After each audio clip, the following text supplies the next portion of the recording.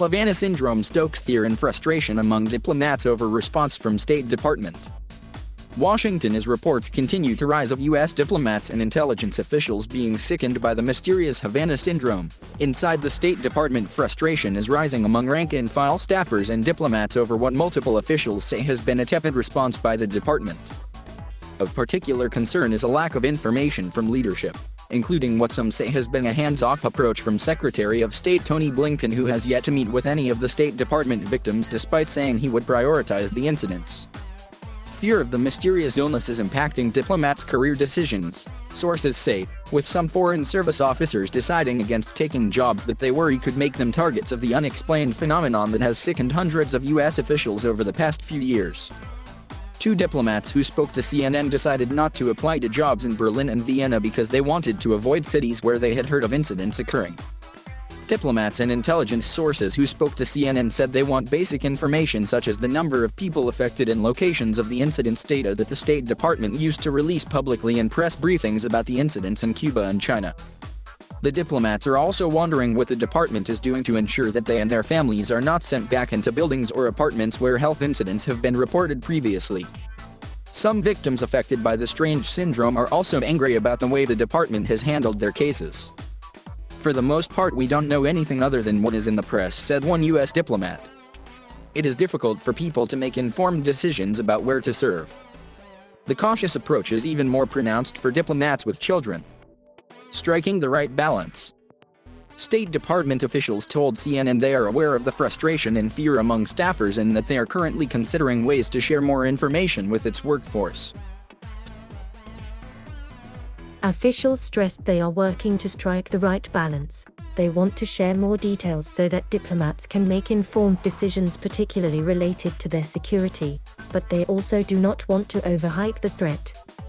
The department has established a team of medical experts to respond to reports of possible health incidents, and offered baseline medical screenings to diplomats in case they later report an incident. But those who have not been impacted and fear the possibility still feel left in the dark. The lack of basic information has given rise to a whisper campaign that's spread among foreign service officers as they try to figure out if a job is vacant because the person who previously had it rotated out, or because the person had to take a medical leave. When you are going to a high-threat post, you know that diplomatic security will keep you informed as to what the threats are, and that they will take every possible step to mitigate those threats. In this situation, the threat is not clear and mitigation isn't either, said a second diplomat. Blinken's response stands in contrast to that of CIA Director Bill Burns, who sources say has been actively engaged on the issue and has met with intelligence officials impacted by the attacks. Blinken, who said he would prioritize these incidents when he became the nation's top diplomat, plans to meet soon with a cohort of the diplomats who have been impacted, State Department officials said. Ambassador Pamela Spratlan, a career Foreign Service officer, is overseeing the task force, the Health Incident Response Task Force, which was created as a response to the spate of these incidents in Cuba and China in 2018. Spratlan was pulled out of retirement and put into this role by Blinken earlier this year, and she has met with some of diplomats who have been affected. On the whole, U.S. diplomats who spoke to CNN said they worry about the psychological impact the phenomenon has had, and whether it demonstrates that whoever is behind it has succeeded in its goals of sowing fear and confusion in a way that could eventually hinder the State Department's ability to do its work.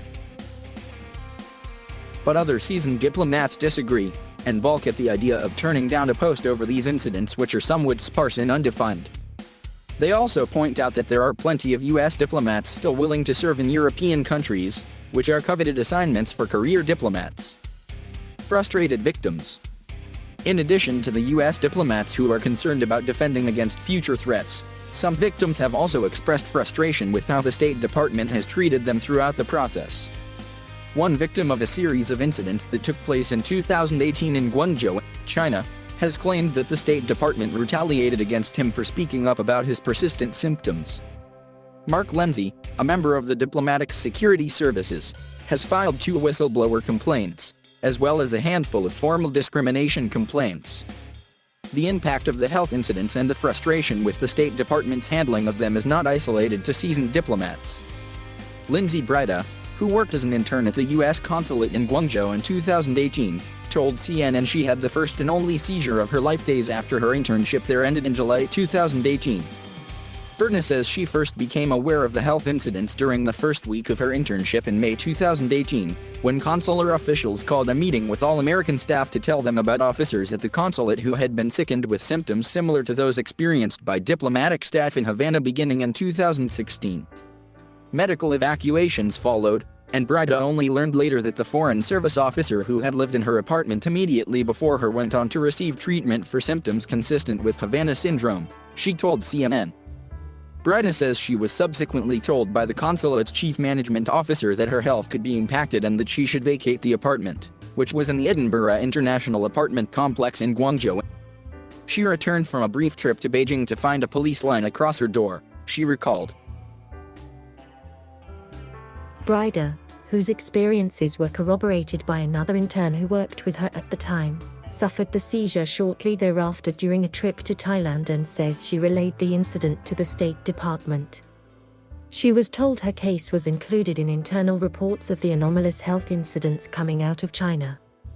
Despite repeatedly pressing the State Department task force for her medical records, she has yet to hear back. State Department Task Force. Since taking the reins at the department earlier this year, Spratlan has implemented a number of new efforts, alongside interagency partners, to support officials and more effectively probe the root cause of these incidents. There is now an interagency tool which was built to assess reports of these incidents at different agencies in one place.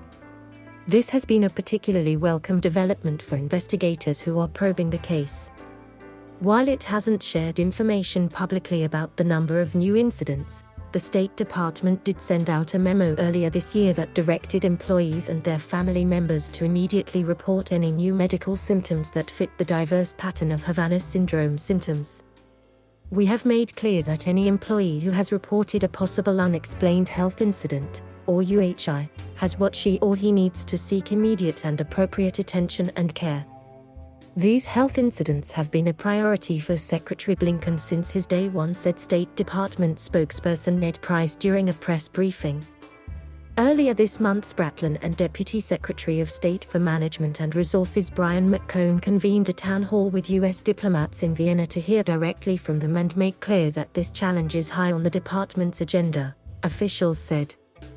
But Spratlan doesn't directly report to Blinken, something some sources say show that the department isn't prioritizing the issue as highly as it claims. The department has been handling this unique situation for about 5 years and has faced criticism along the way. A declassified 2018 State Department report obtained by the James Madison Project and posted on George Washington University's National Security Archive concluded that the department's initial investigation into the Havana Syndrome was characterized by a lack of senior leadership, ineffective communications, and systemic disorganization.